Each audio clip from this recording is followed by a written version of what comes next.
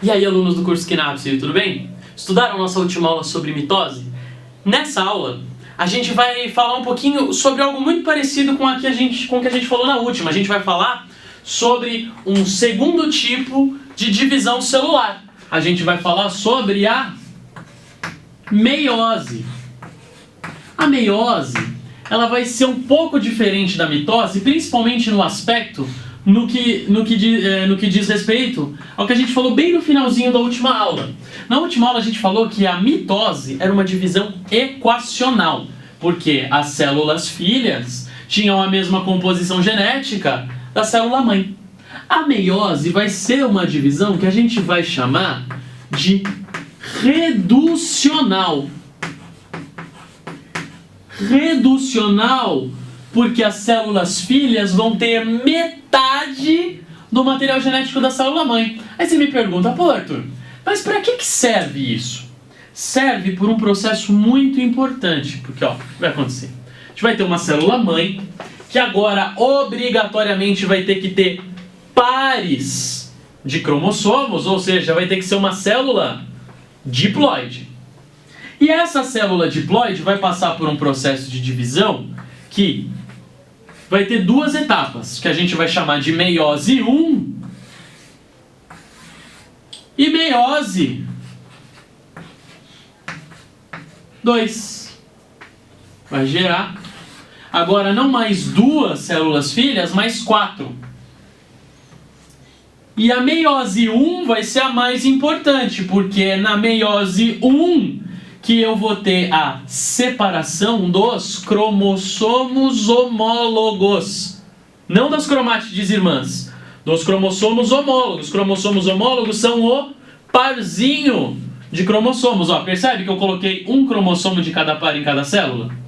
E a meiose 2 vai ser igual à mitose. A questão importante agora é o quê? As células filhas, que não são mais duas, são 4, olha só, elas são haploides, enquanto a célula mãe é diploide. Isso é fundamental na formação de gametas. Porque quando eu fecundar, ou seja, juntar dois gametas, eu volto a ter a quantidade de cromossomos original da espécie. Então, a meiose 1 vai ser muito mais importante pra gente agora, nessa aula, do que a meiose 2. A meiose 2 é só você ter em mente que é igual à mitose. De novo, eu quero fazer uma divisão celular. Então, a primeira coisa que eu preciso é a interfase S. Eu preciso de duplicação de material genético na interfase S. Feito isso, eu vou entrar nas fases da meiose 1. As fases da meiose 1 são 4.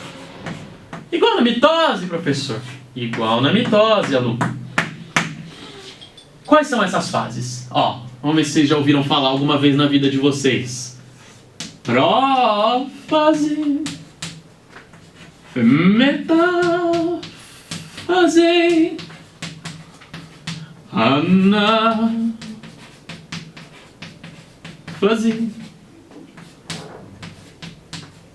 telófase. Ah, professor, é igual a da mitose? Prófase, metáfase, anáfase, telófase? Isso. Prófase 1, por quê? Porque é da meiose 1. Metáfase 1. Anáfase 1. Telófase 1. Porque tudo isso acontece na meiose 1. Ah, professor, então acontece tudo igual o que acontece na mitose? Quase. Na prófase 1 é igual. O que acontece na prófase 1 então? Eu tenho lá aquele cromossominho duplicado preso pelo centrômero. E na prófase 1 eu vou ter desaparecimento da carioteca, desaparecimento do nucleolo e início da espiralização. A grande diferença vai estar aqui, ó, na metáfase 1 e na anáfase 1. Por quê? Porque na metáfase, o que eu tinha lá na mitose? Eu tinha um cromossomo maximamente espiralizado, alinhado na região equatorial da célula, e de cada lado do centrômero eu tinha uma fibra do fuso ligando, certo? O que vai acontecer aqui, ó, na metáfase 1 da meiose? Quando esses meus cromossomos, que são em pares, porque a célula tem que obrigatoriamente ser diploide, esses cromossomos vão se alinhar na região equatorial da célula. Ok. Mas eles vão se alinhar pareados. Então os cromossomos homólogos vão ficar juntinhos. E as fibras do fuso não vão se ligar uma de cada lado de um mesmo centrômero, mas cada uma em um centrômero de um cromossomo homólogo. Por quê? Eu quero levar na meiose 1 um cromossomo do par para cada célula. Por isso, na metáfase 1 acontece uma fase muito importante da meiose, que a gente chama de pareamento dos cromossomos homólogos. Consequentemente, quando essas fibras do fuso forem encurtar, elas não vão levar para cada lado uma cromátide irmã, como acontecia na mitose, mas vão levar um cromossomo homólogo. Se a gente fosse ver mitose, a gente ia ver a prófase, mesma coisa, desaparecimento da carioteca, desaparecimento do nucleolo e início da espiralização. Aqui é a mesma coisa. Na metáfase da mitose, a gente tinha o alinhamento na região equatorial e a máxima espiralização. Aqui a gente tem alinhamento na região equatorial, máxima espiralização e pareamento dos cromossomos homólogos. E na anáfase, se fosse a anáfase da mitose, a gente teria a separação das cromátides irmãs. Aqui a gente tem separação dos cromossomos homólogos e início da desespiralização. Na telófase vai acontecer a mesma coisa. Então olha lá. Eu separei os cromossomos homólogos que ainda estão duplicados. Na telófase eu vou ter o quê? Citocinese. Citocinese.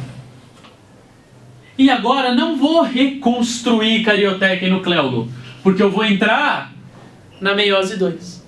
E a meiose 2, o que vai acontecer?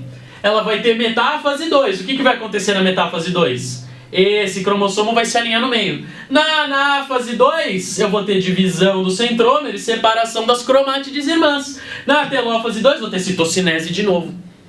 Então, eu quero que vocês entendam o seguinte. A meiose, ela é muito parecida com duas mitoses. A meiose 1 é muito parecida com uma mitose. E a meiose 2 é igual uma mitose. A diferença entre meiose e mitose está aqui, ó. Aqui, ó. Na metáfase 1 e na anáfase 1.